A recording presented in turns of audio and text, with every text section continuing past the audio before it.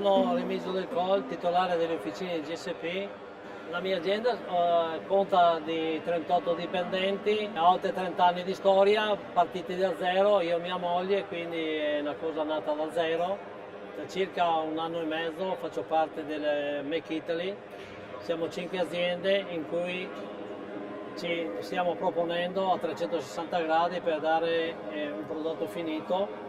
Da poco abbiamo concluso un contratto con un rappresentante svizzero. Il nostro gruppo è composto, oltre che le officine GSP, la Modul Mech, ingranaggi, la Compass che fa meccanica di precisione, STF stampi presso fusione, stampi da zamma e più la OMEC, meccanica di un certo livello, a livello di pesantezza e di materiale grossi da tornire e frisare.